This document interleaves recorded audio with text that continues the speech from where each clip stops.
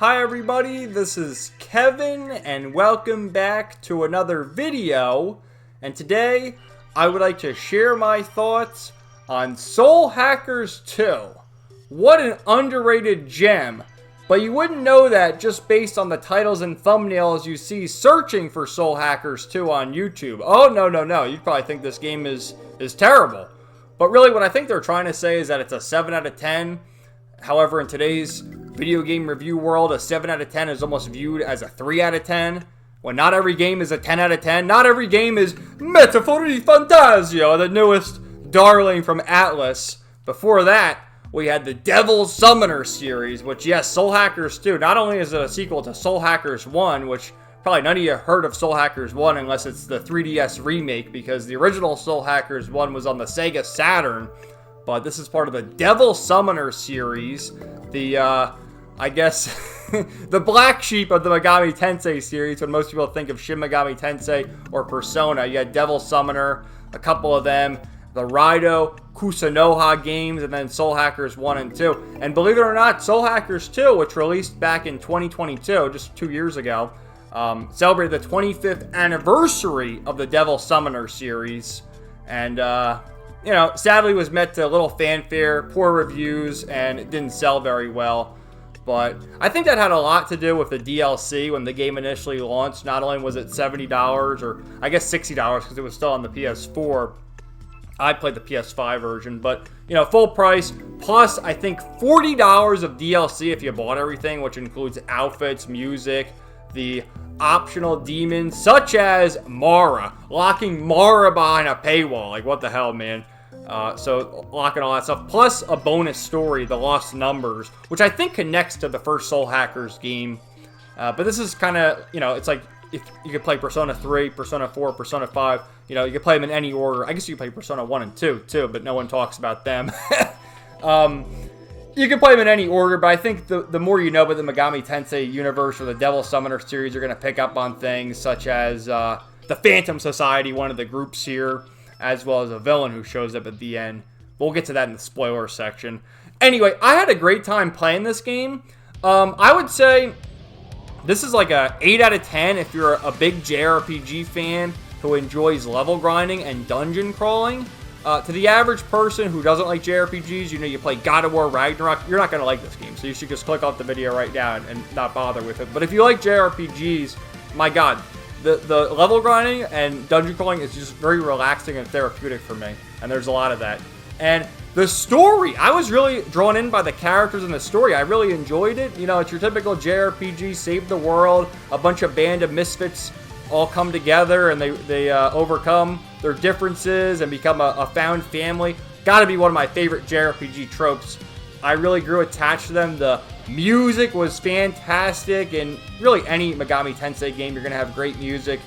And really, I was blown away by the voice acting, man. Talk about a great cast of voice actors. Now, we're going to start with the non-spoiler section, of course, and there will be a timestamp in the description to let you know when I go into spoilers, because I need to tell you more about the game and the mechanics, the pros and cons. And then, obviously, I got to delve into spoilers, because one of the main characters, or the main villain, is Iron Mask, who's obviously wearing a mask, and that's one of the big reveals when the mask finally comes off, so I don't want to spoil it for you if you do plan on playing this game. But in typical fashion, it starts out where we gotta save the world, thus averting the apocalypse. Shin Megami Tensei 4 Apocalypse! God damn. You gotta love that reference, Atlas. And, you know, it starts with Ringo and Fig. One of the things I really liked about this game is the fact that you get the 4 main party members right away who join your party, and that's it. You get 4 party members and then a bunch of important side characters such as Fig. And I like how it's really quick. Really, the first 2 hours, you're going to have your full party, and then you can learn the quirks about all these characters and see them all blend together. The first one is Arrow. Looks like you're stuck with me till the end. And I love how not only in the cutscene does it show the characters talking and they'll move their arms around or whatever, but they have the portraits. And the portraits always change. This is similar in the Persona games particularly, where the portraits always change. You have the shocked look, you have smiling, you have blushing, you have crying, etc. So that they have a lot of variety there. It's very well done. I love the character designs too. We'll get to more of them later, but how, you know, Ringo looks like that. She's wearing this this crazy jacket that's glowing. I almost feel like we're in a cyberpunk dystopia, but it's in the real world, but it kind of has like that cyberpunk feel to it in the way the characters dress and the weapons they use and stuff like that. And I guess that's where Ringo gets her jacket from. Then we get the baddie, Milady, which, oh man, what a sexy character she is. The blondie, voiced by Erica Lindbeck. Need I even ask for anything more? I mean, really. But yeah, she starts off kind of cold and, you know, the edgy girl of the group, and is at odds with Ringo and the rest of them. And then the goofball of the party, Siza. Whoa, never thought the Grim Reaper would be this cute. Yeah, the cutie Ringo saves the day. And that's where the name comes from, Soul Hackers, where all three of these characters are dead in the beginning of the game, and then Ringo uses her soul hack ability to bring them back.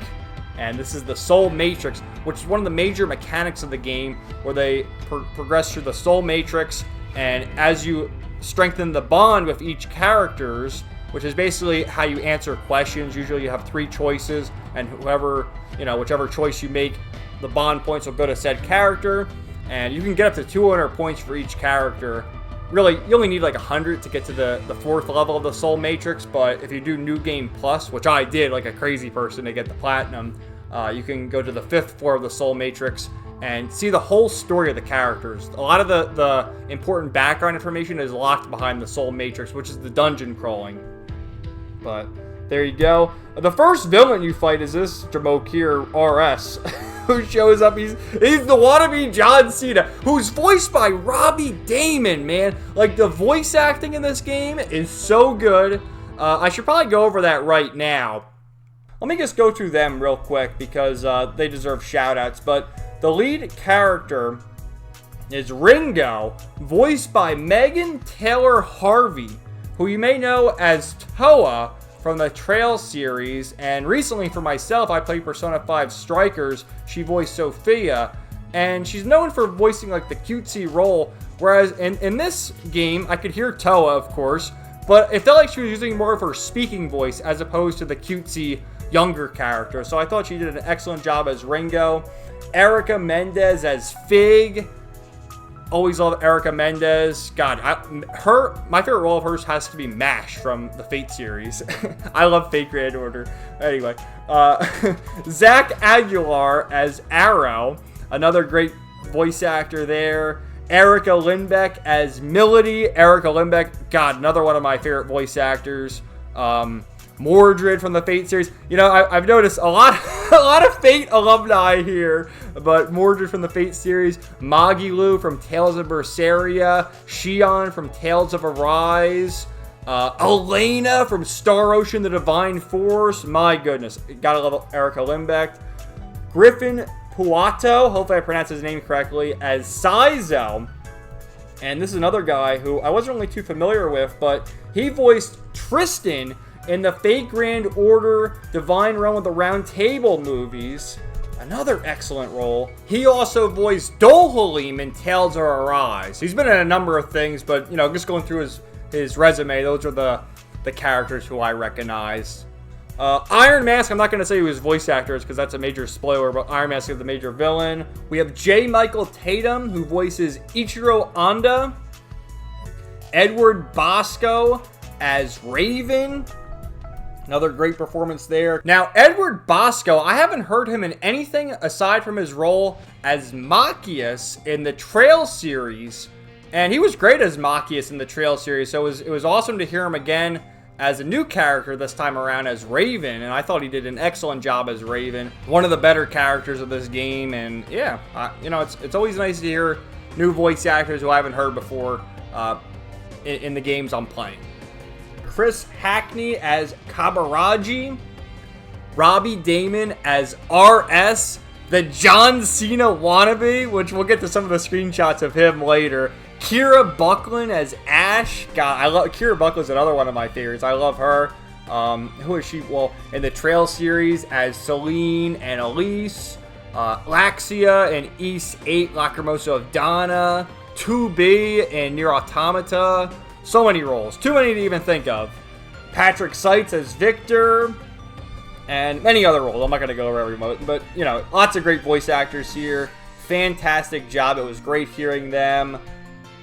But man, so many great voice actors. I absolutely love their performances. It was nice to hear, you know, Megan Taylor Harvey step out of the cutesy voice and use more of her speaking voice as Ringo. And to hear my man Robbie Damon, who's voiced Lloyd Bannings. He voiced Zhao in Yakuza Like a Dragon, and I think Infinite Wealth, though I haven't played Infinite Wealth yet. Merlin in the Fate series. So many of these characters in the Fate series, but I think the Fate series just has so many characters that it makes sense that a lot of the current voice actors sort of return and voice other characters. But yeah, he starts out rapping, "I'm spitting gold bars and your talk is cheaper.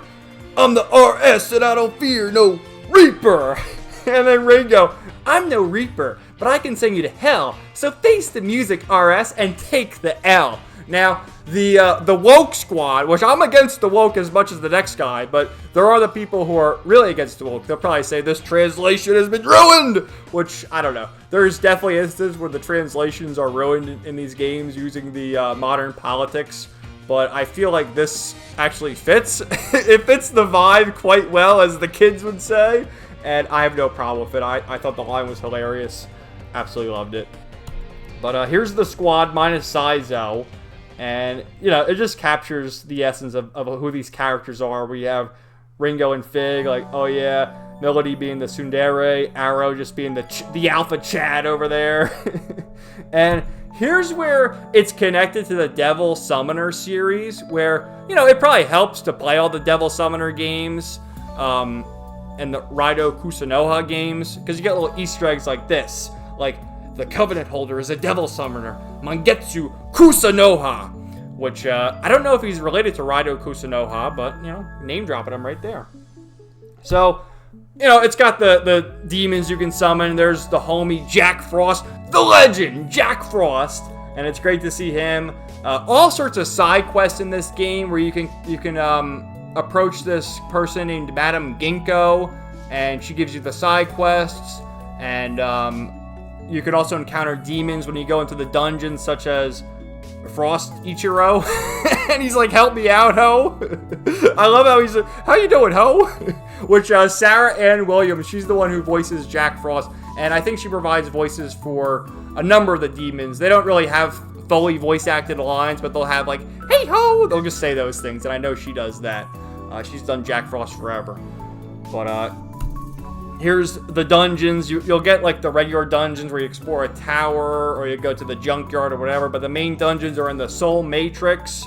And this line right here, Melody. So this Soul Matrix is in our minds because I can already tell it's going to be a headache. This is what the non-JRPG player says when they see this scene. When I see it, I'm like, holy fucking Kino, man. This is excellent. I love dungeon crawling.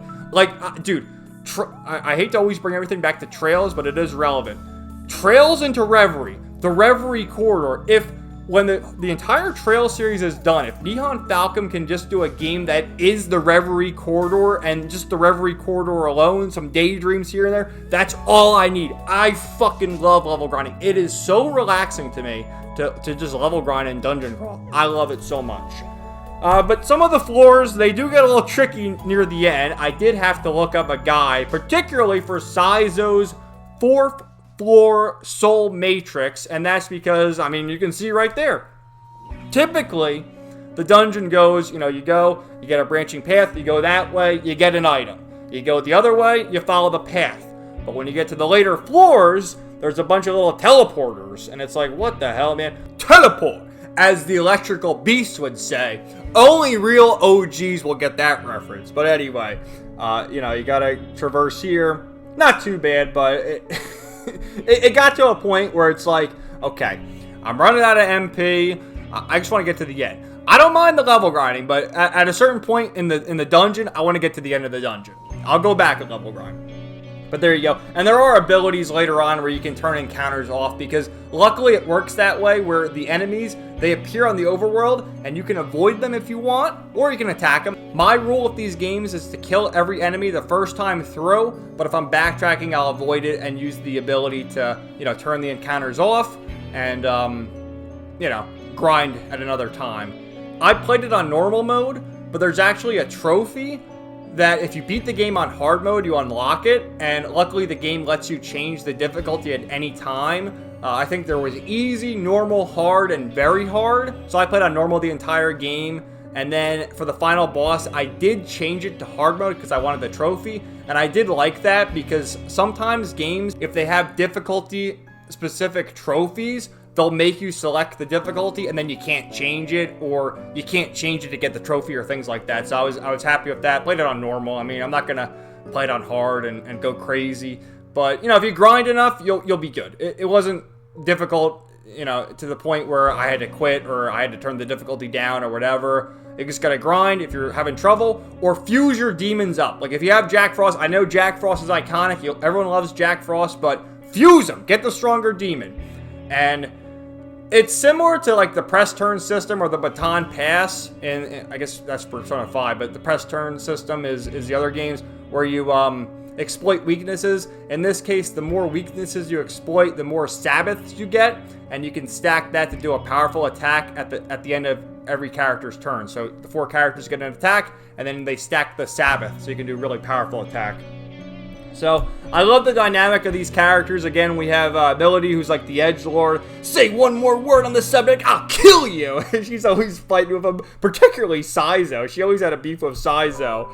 And there she is, barking at him again. Don't patronize me! This is actually the bond system. They call it the hangouts in this game, where you go to the bar and, you know, you hang out the characters. And as the story progresses, you get more hangout events based on your choices. Typically, you get 3 different options. Whatever answer you have to the question, you'll increase the bond points of said character. So I really enjoyed that.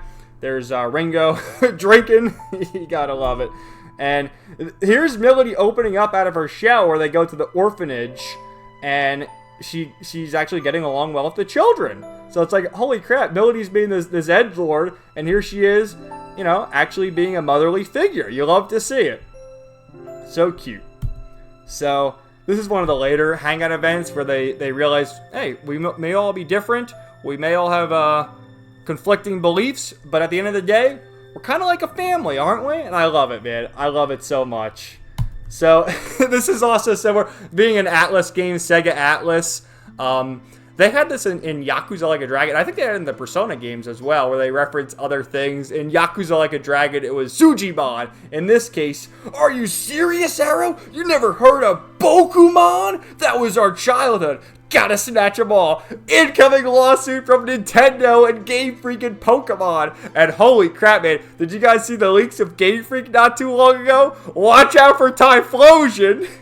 Which Cyndaquil is my favorite Pokemon. I'm not really a big Pokemon fan anymore, but Cyndaquil is always my favorite N-Gen too, so I don't know how I feel about Typhlosion anymore. But anyway, so here's some more of their friendship. Look at those adorable chumps, all awkward and tongue-tied. Turns out they're not so different, huh? And this is like the base of operations. You go to the safe house, and that's your way you get a free heal. You don't have to like go to the inn or pay for healing. You go to the safe house and heal that way. You can cook meals. And with them, you can like have different enhancements where it increases your maximum HP for a set amount of time. It'll, you know, turn encounters off, things like that. Gain more experience, gain more money, and that was really good. And here's just going over some of the villains real quick. We had this guy, Kabaraji, who was part of Arrow's Yatagarasu group. They had the Phantom Society and Yatagarasu, the 2 separate factions going up against each other, separate groups of devil summoners. And Kabaraji was like Arrow's friend in Yatagarasu, but he betrayed him. So you have that. You have Ash, who is Saizo's lover, but she turns out to be a villain early on. And then, of course, we have Iron Mask.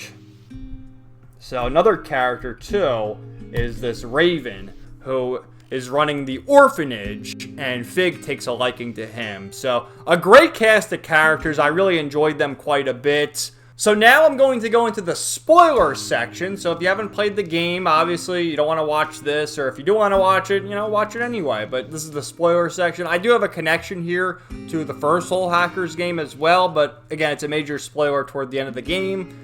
Overall, to those who are leaving the video now, I strongly recommend this game. if you like JRPGs and you like level grinding. If you don't, you're not going to like this game. But if you do, it's an underrated gem. I paid $20 for this game. It's a steal. Like, that's another thing. And I may or may not have released that video yet, but, that's why you should always wait for games to go on sale, because I guarantee you have your backlog games you haven't played.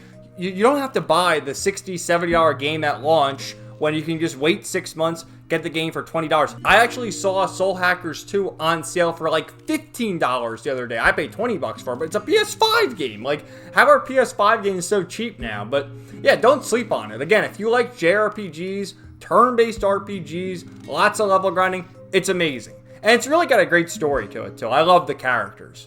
But if you're into God of War, you're not going to like it. Go play God of War. Spoilers inbound.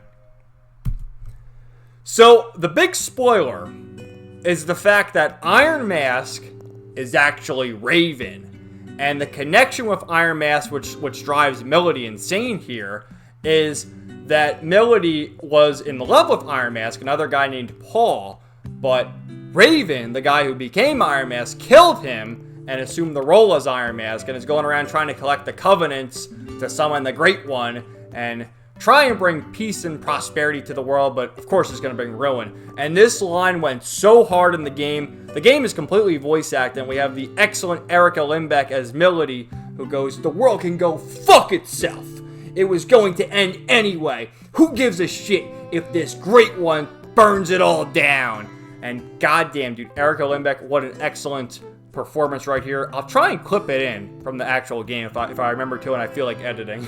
Being hurt doesn't mean you deserve to hurt other people. You're perpetuating a cycle, making the world more painful to live in. The world can go fuck itself! It was going to end anyway! Who gives a shit if this Great One burns it all down? But we have that.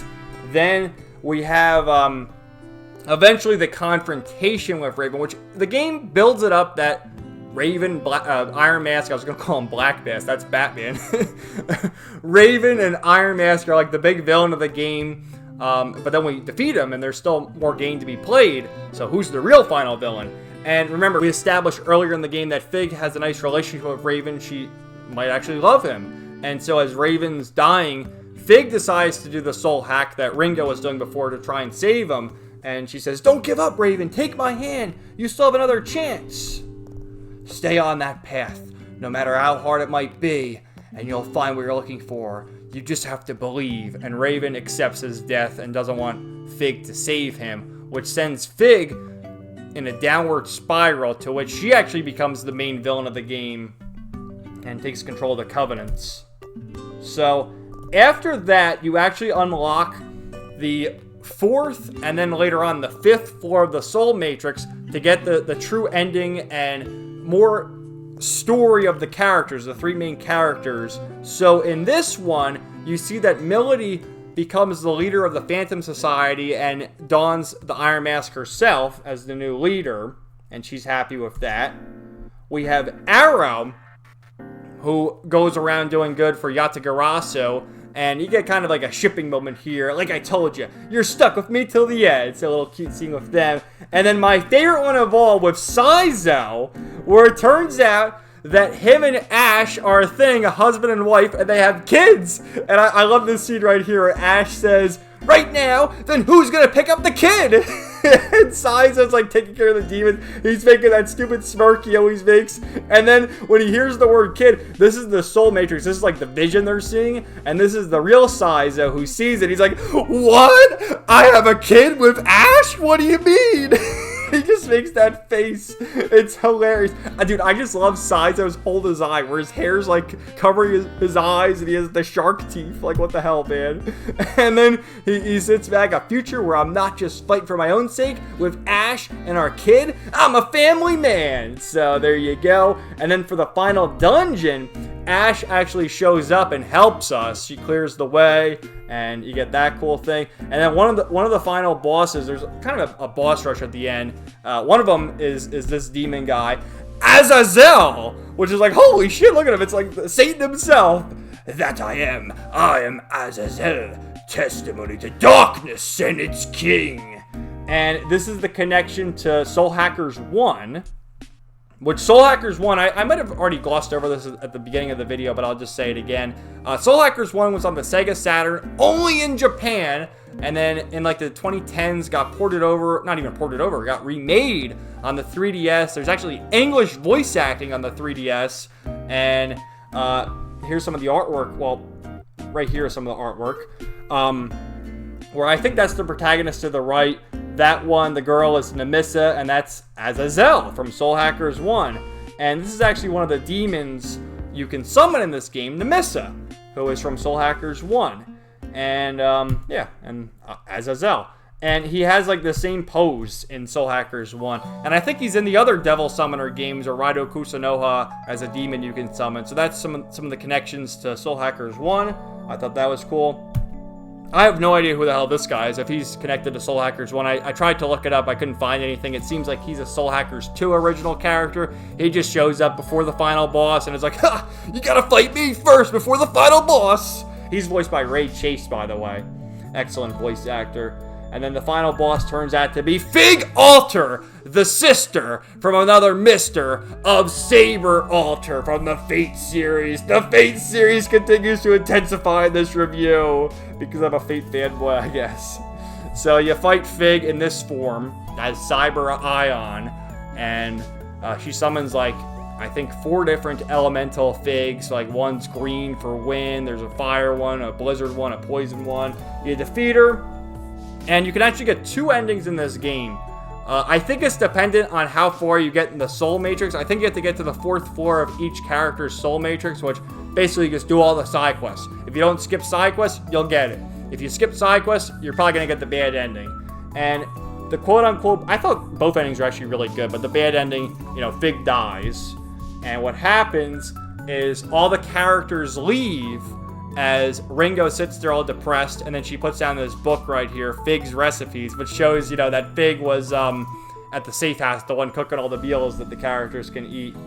However, if you do get the good ending, instead of just getting the bad ending by itself, you have a choice, you know, to leave Fig, let her die, or save Fig. So obviously we want to save Fig.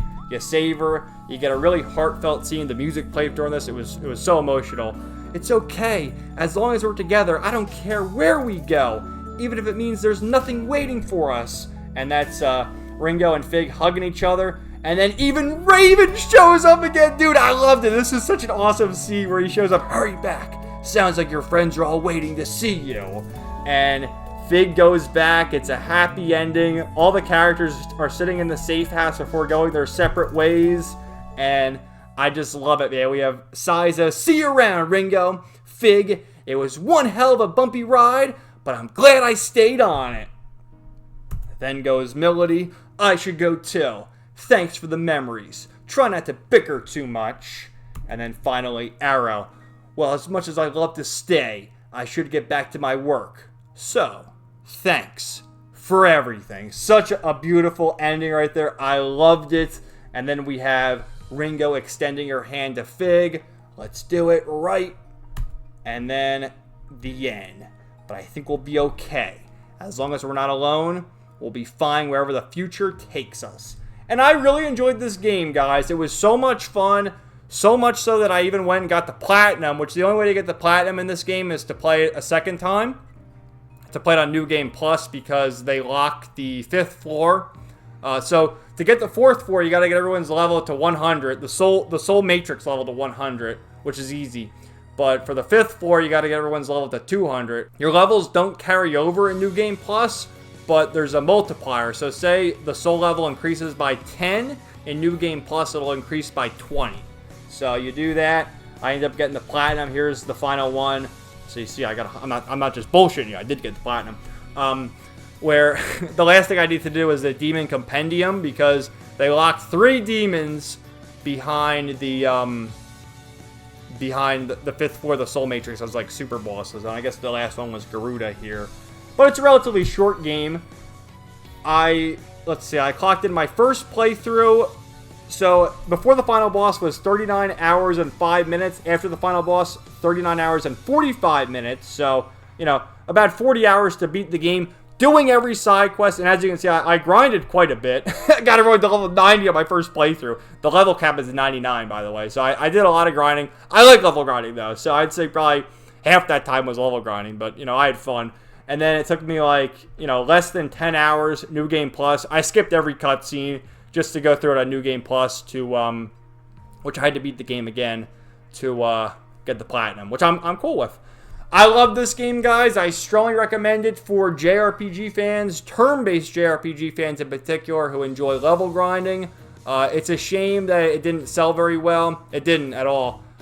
Because of the DLC, honestly. I think that was a major turnoff for people. I know that was a turnoff for me because I remember seeing the trailer for it back in 2022, and there was a relatively quick turnaround. Like, they showed the trailer, and I think 6 months, maybe even less than 6 months later, the game released. And, you know, $6 game at launch plus $40 of DLC. It's, what, $100 for a game? Like, screw that. So I waited, and I got the game for $20, as I said. And I actually did buy the DLC because it was on sale. I think I paid, like, $25 for all the DLC because it came in a bundle. Which is crazy thinking about because I spent more money on the DLC than I did the actual game.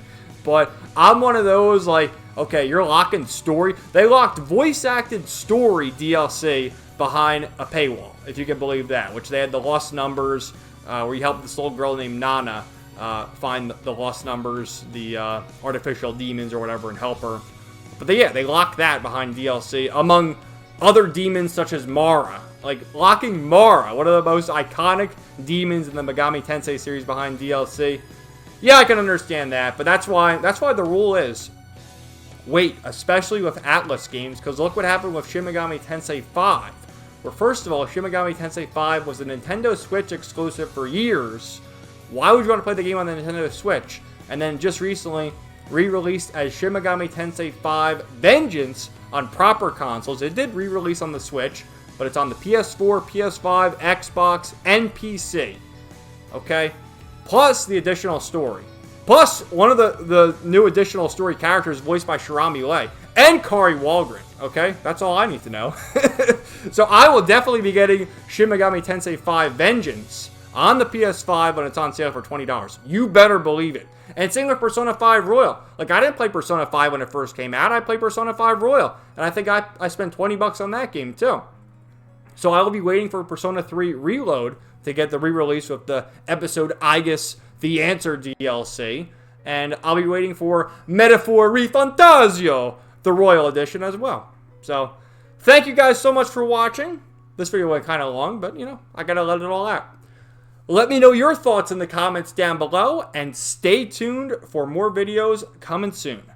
Everybody have a great day, and peace out. 99.